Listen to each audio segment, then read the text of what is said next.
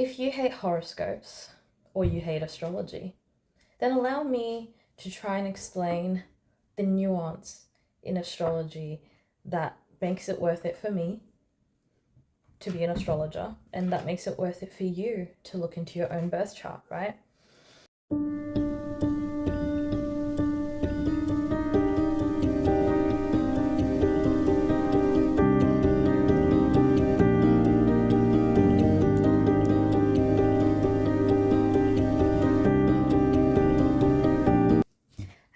Hello, this is Tando again from Cosmic Spark.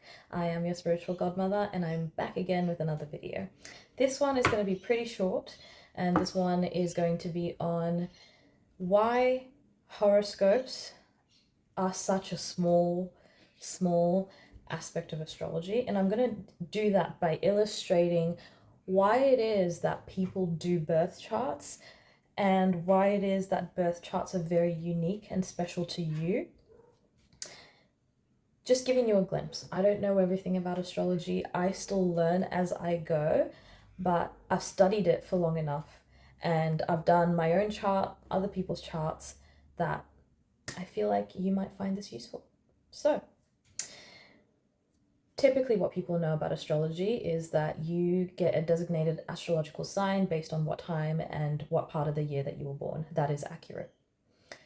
What people who aren't more invested in astrology don't know is that it's more important for us to know the day, time, where you were born, because we're going to get a snapshot of the sky at the day and time that you were born so that we can get more unique information about you as a person.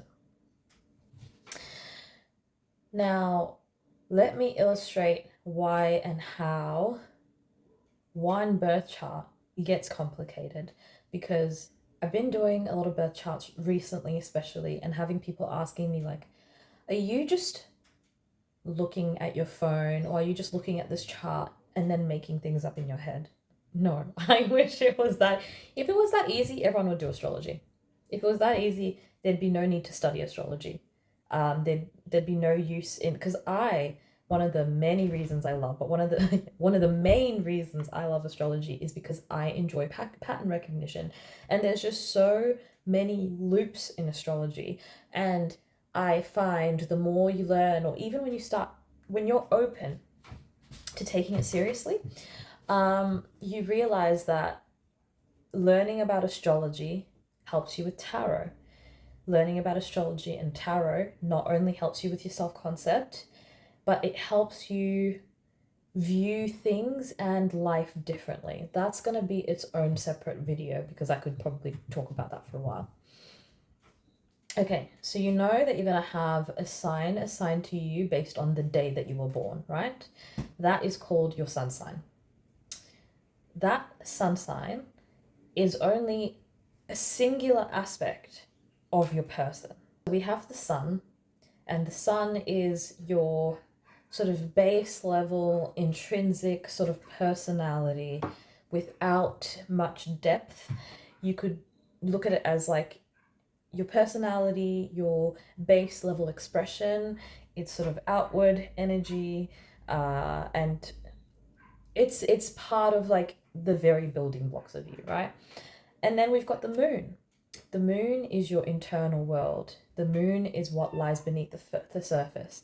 The moon is about the unconscious or the subconscious. Exactly, Lucy. If you have learnt psychology, yeah, what she said. If you've learnt psychology, then you would know that the conscious is like the top of an iceberg, and the subconscious is the much larger, even more important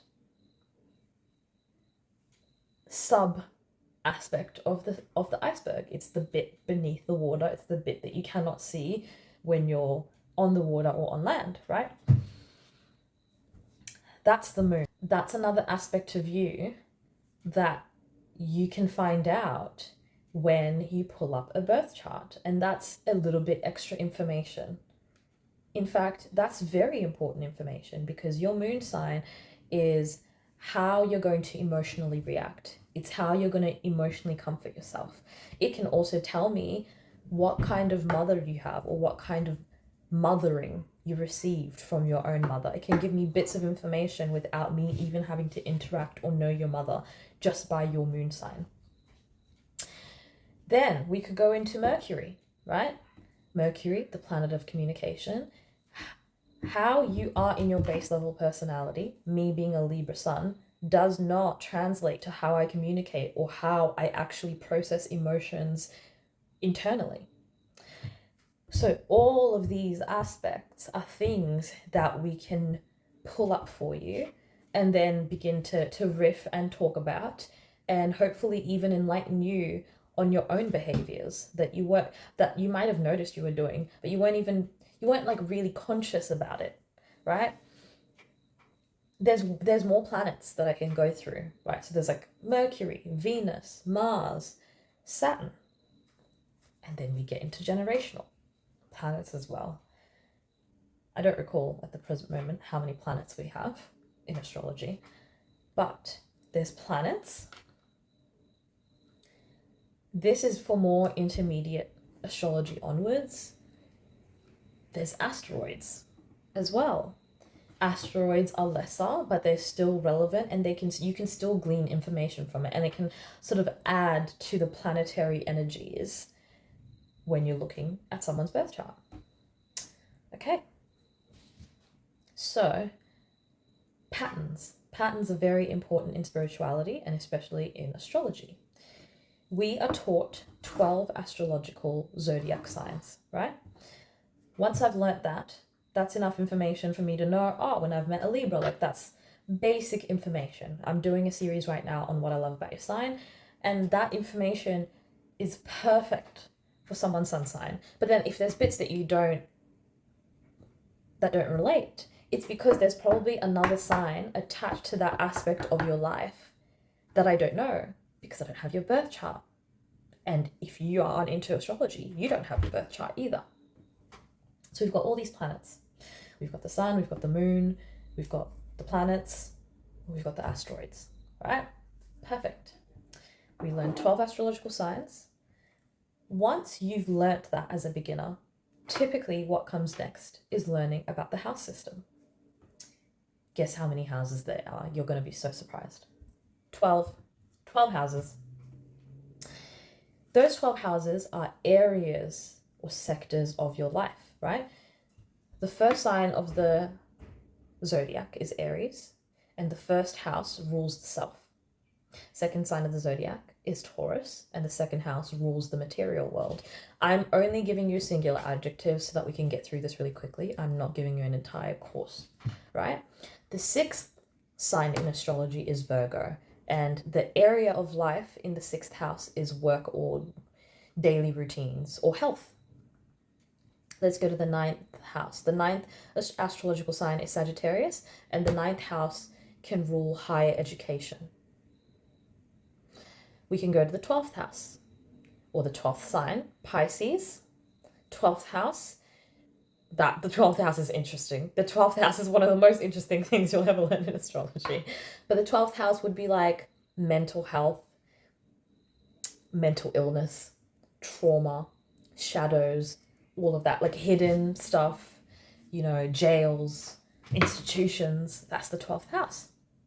Okay, so you've learnt 12 signs, you get comfortable with those, and then you learn about the 12 areas, which are the houses.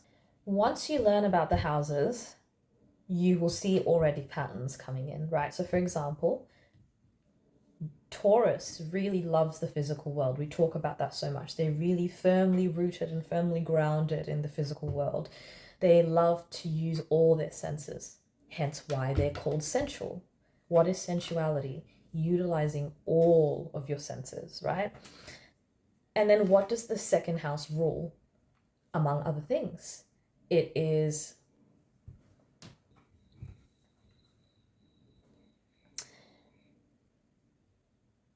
the second house rules possessions, for example. So that's already a link. Taurians like possessions, and sometimes will not only want to acquire possessions, but acquire people or see people as possessions or operate like they see people as though they are possessions. That's Taurus. That's the second house. Let's go to the sixth house. One thing you learn about Virgos is Virgos are quite health conscious. They're conscious of their physical body and of their environment. They're focused on cleanliness, right? And what's the sixth house about? Daily routines. The sixth house about daily routines. So if a Virgo is particularly concerned about maintaining a particular weight for whatever reason, the sixth house is them putting in the steps to be able to maintain that weight. The sixth house describes going to the gym every day, doing exactly 30 minutes on a schedule and doing that every day and finding enjoyment in it. Let's go to the 10th house. Capricorn is known as being really ambitious and wanting to climb the ladder and wanting to do more for like greater society. What's the 10th house about? The 10th house rules your career. So, okay, you're starting to pick up. Okay, so everything's connected. That's interesting.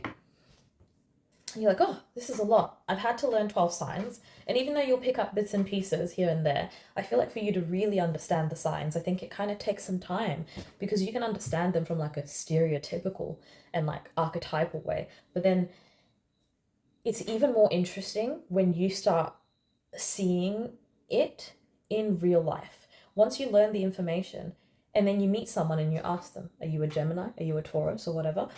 And you're like, so that's how it could express itself. And then you learn about birth charts or you learn about different placements. And then you're like, oh my God, so this is a Taurus who would express themselves in this way because they are a fire sign rising. And so they really are confident and like out there with themselves and their self-expression in a way that a Taurus who has a different, rising sign would express themselves. So you start collecting this information and it all starts making sense. So it's totally okay if you've known about astrology and learnt about it and you feel like it's been years, but you're still learning about it, or you feel like you're not exactly where you think you should be, because it takes time. The breadth of information is a lot more than people can even imagine or give credit, Okay, we've learnt about our 12 astrological signs. We've learnt about our 12 houses in astrology. Let's look at the wheel, right? The wheel has 4 quadrants. Each quadrant is its own section of consciousness. It can be seen as day or night when we're looking at like an astrological wheel, above or below the horizon. We can look at it. We can look at it as like from the physical body to the collective unconscious. That is all information that I am taking in when I'm looking at your birth chart. Okay, let's put the quadrants to the side, okay? Then there's degrees. Now, I'm still getting my head around degrees. I'm sure it won't take me long at this point. But there's from 0 to 29 degrees in an astrological sign. Every 30 degrees, right? Each astrological sign occupies 30 degrees of the astrological chart. And so within those 30 degrees, we have decans as well. That's another thing that if you ever go on my blog post and you read about a sign, I will include decans. It's one of the earlier things I learned too. So this is something you will probably learn, just after you've learned your sun sign, and when you're learning about the 12 houses, you'll probably pick up on decans pretty quickly. I'm a first decan Libra, which means I'm a pure Libra. I'm Libra. And then the next one would be Aquarius Libra, and the next one would be Gemini Libra. And it's essentially, what other energies apart from Libra energy do I have? So now that I think about it, I am a very pure Libra because I'm a first decan Libra. I'm a Libra sun and I'm a Libra rising. I'm a Libra North Node. I'm a Libra Chiron, if I remember correctly. There's so much Libra. I'm giving Libra out of my So yeah, you learn about decans, right? And so each sign has 3 decans, and depending on which decan you're in may change the characteristics of you a little bit. And this decan thing is still general. That's still a bunch of people born within a certain date range, within the date range of your astrological sign. I don't know if this is going to be convoluted, but I'm doing my best. I'm doing the best I can, okay? So then we learn about degrees. And degrees give you some information, even more information about, say you're a Libra sun. That tells me something about your personality. That gives me a little bit of information. But obviously, that information is not enough because there's a bunch of Libra suns, right? Then we look at, you're a Libra sun, but your sun was in this house at the time of your birth, right? So the sun was in the 10th house. Okay, that gives me a little bit more information about how your energy is expressed, how it's viewed, how people respond to you, how you respond within your environment. Okay, so we're getting deeper, right? And then we look at your sun in the house that it's in with the degree that it's in. Do you see how it gets deeper and What am I doing? You see how it gets like deeper and deeper and deeper? Everything is either a circle or a spiral. When I think of astrology, I think of it more like a spiral.